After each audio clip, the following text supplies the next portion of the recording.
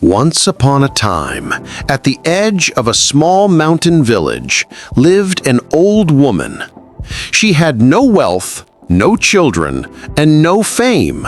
Her days were spent in the simplest of routines, lighting a small fire, cooking soup from her garden, and humming old songs. Yet, through her steady kindness and radiant smile, she gave the villagers something they desperately sought, a place of solace and hope.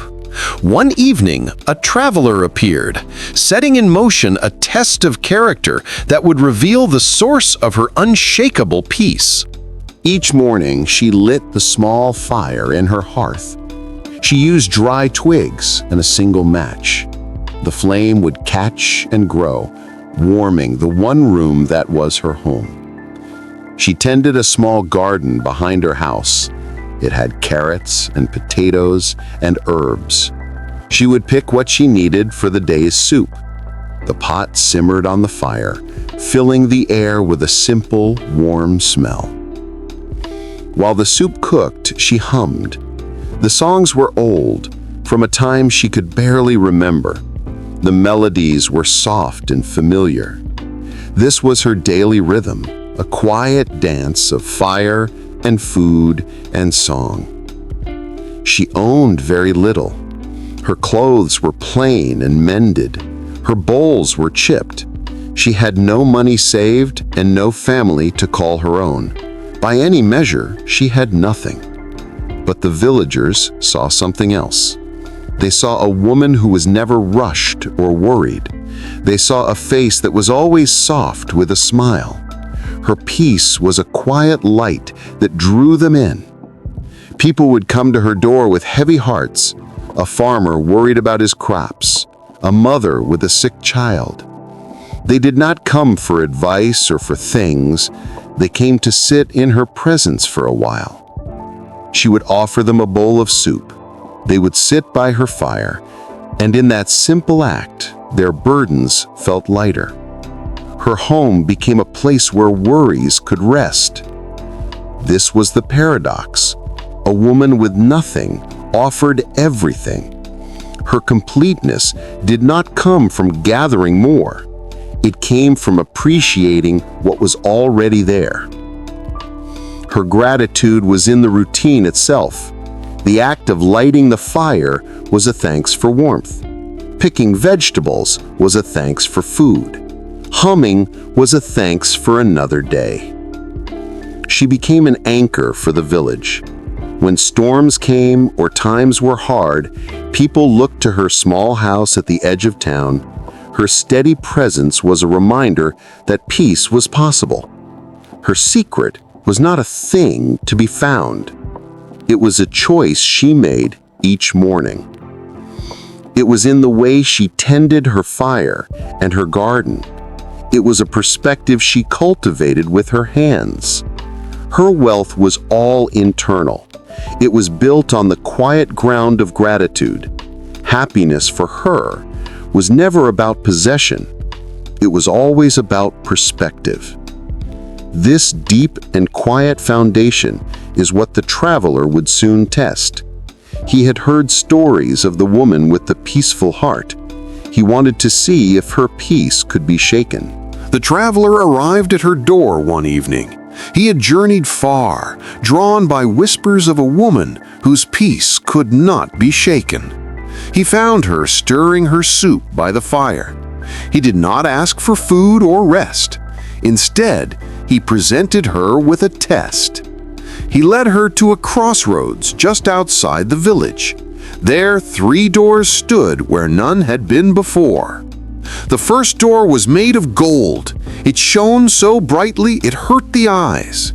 The second door was crafted from fine, dark wood, smooth and perfect. The third door was old and rusted, its metal pitted and dull. The traveler spoke.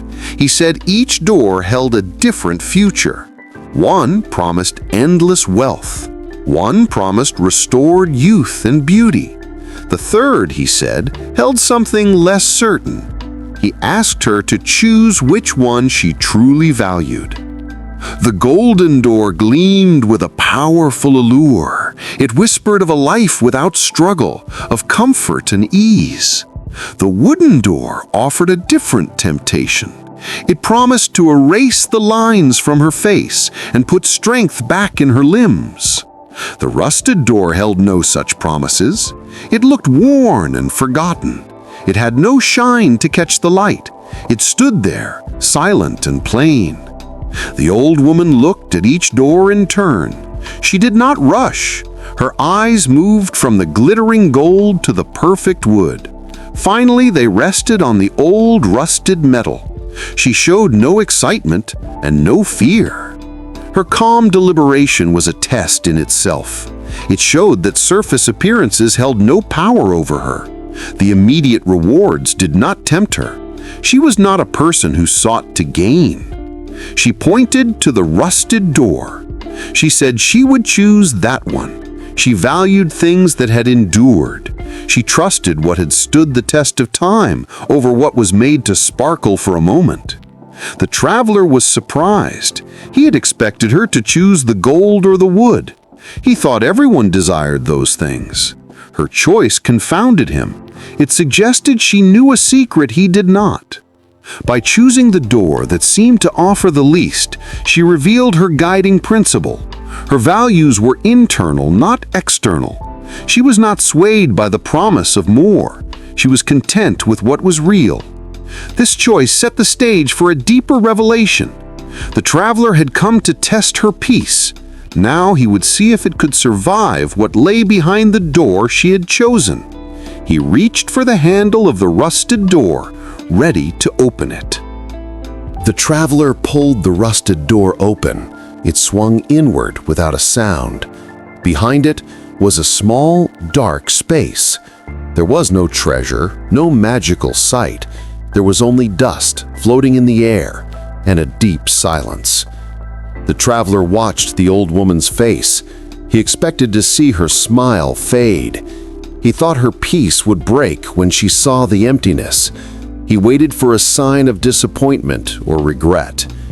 Instead, she looked into the empty space for a long moment.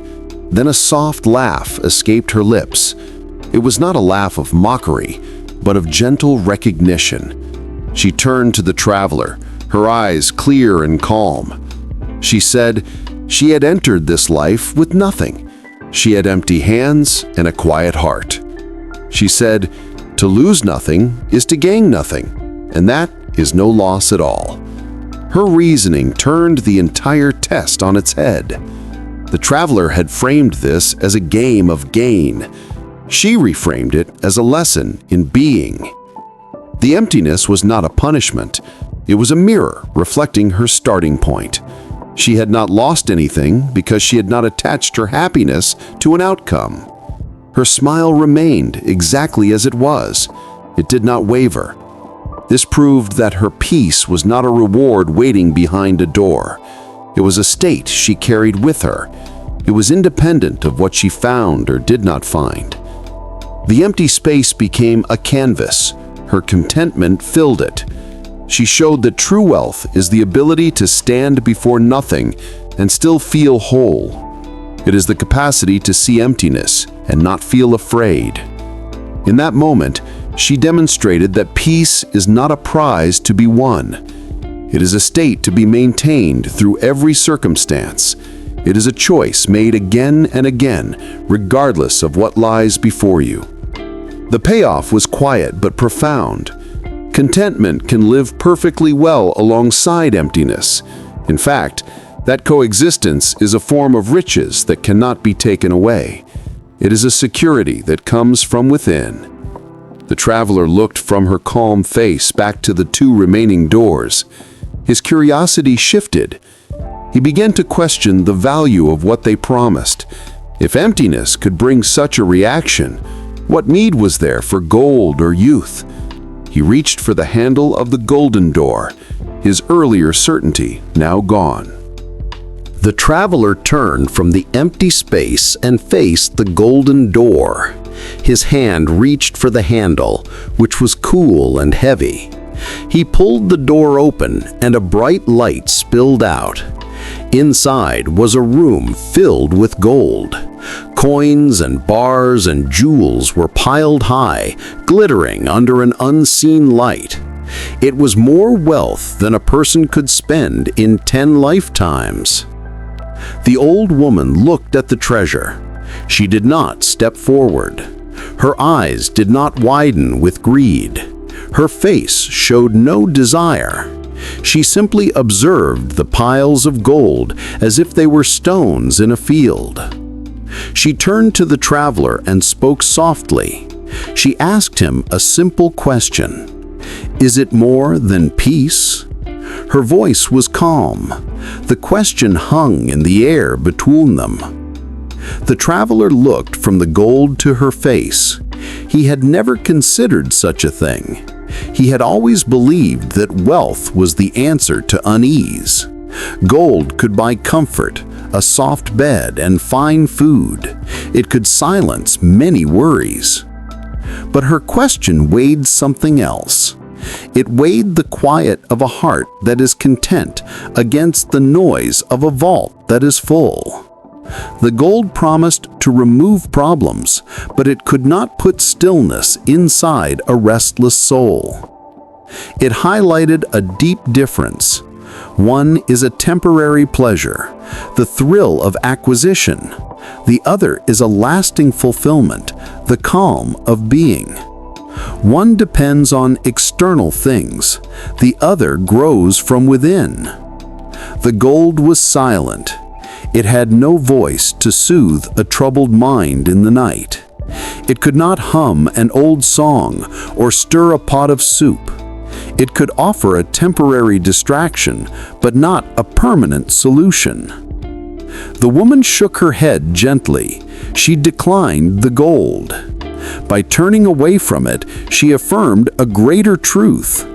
True wealth is not something you can lock away. It is something you carry in your spirit. It cannot be stolen or lost. The payoff was clear. Lasting fulfillment has nothing to do with how much you gather. It is measured by the quiet in your heart.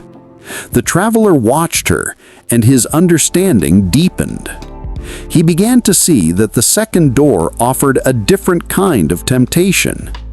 If wealth could not guarantee peace, then perhaps youth and beauty could.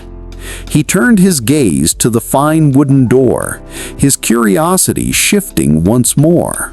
The traveler closed the golden door and turned to the last one.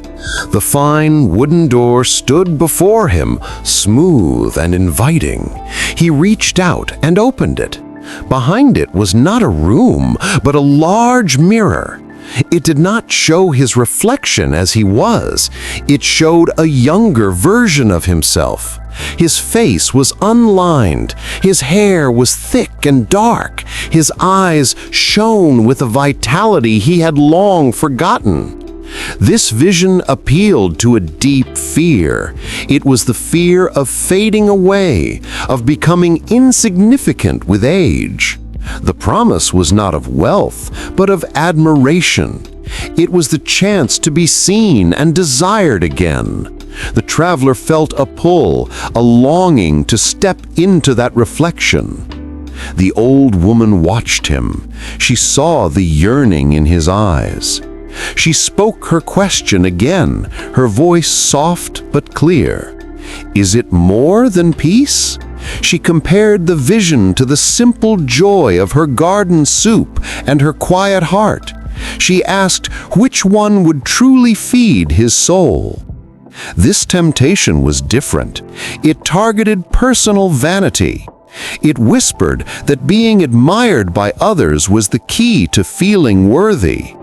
The mirror offered a perfect exterior, a body freed from time's marks, but it was only a surface. It could not reflect a person's character or their inner life. The mirror promised to turn back the clock. It could make the body young again, but it could not heal the memories or the lessons learned along the way.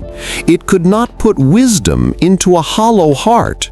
It offered an empty vessel, polished and new.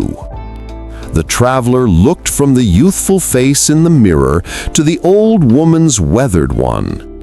Her face was lined with years, but her eyes held a deep and steady light. The reflection had a blankness behind its beauty.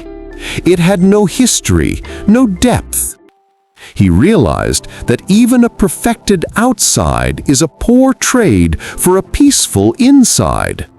A young face without a quiet spirit is just a mask. The allure of vanity began to fade in the presence of her genuine resilience. True contentment is not found in restored youth. It is found in the strength of a spirit that has learned to accept and to be still. It is the resilience that comes from living fully, not from avoiding life's passage. The traveler had seen all three doors.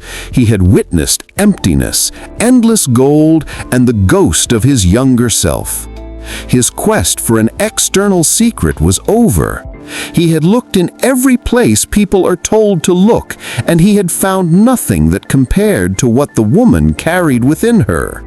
He closed the wooden door, the test now complete. The test was over. The three doors stood closed behind them. The old woman did not wait for an explanation or a final word. She simply turned and began to walk back towards her village. She did not look back. The traveler stood at the crossroads watching her go. He was left with a profound realization stirring inside him.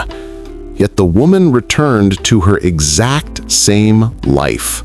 Her world had not changed at all. She walked the familiar path to her small house. She entered and went to her hearth. She gathered twigs and lit her small fire. The flame caught and warmed the room, just as it always did. She went out to her garden and picked vegetables for her soup.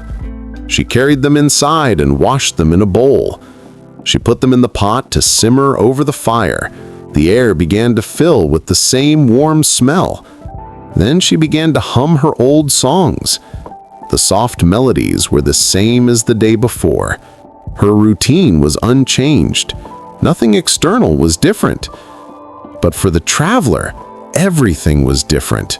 He had witnessed her choice. He had seen her peace remain unshaken by emptiness, wealth, or vanity. The secret was not a thing she had found behind a door. It was a way of being she carried with her. Her happiness was not a passive state. It was an active practice. It lived in the humble repetition of grateful living. It was in the lighting of the fire, the tending of the garden, the sharing of the soup. This was a blueprint accessible to anyone. It did not require special possessions or circumstances. It only required a shift in perspective. It asked for a focus on what is already present. The greatest treasure was not something to be acquired. It was the ability to maintain a quiet heart within your current circumstances. It is a skill, like tending a fire, that must be practiced each day. Happiness resides in gratitude for the small things. It lives in being fully present with your life as it is. It is found in the ability to smile softly even when life feels small or ordinary. The traveler's final insight crystallized. He understood that he had been looking for an answer in the wrong places. He had been seeking a destination, but peace is a manner of traveling. It is the path itself, walked with a thankful heart. He watched the smoke rise from her chimney and knew his search was over. The traveler understood. Sometimes happiness is not behind the golden door. It is not about what you gain. It is about being thankful even when the door is empty. Friends, consider this wisdom in your own life. What simple routine can you cultivate today to anchor your heart in gratitude? It might be a morning walk or a moment of quiet before sleep. It is a small act that reminds you of what is already good. May you carry this lesson forward. Find your peace not in what you acquire, but in the perspective you choose to hold each day. Be happy where you are. Smile when life feels small,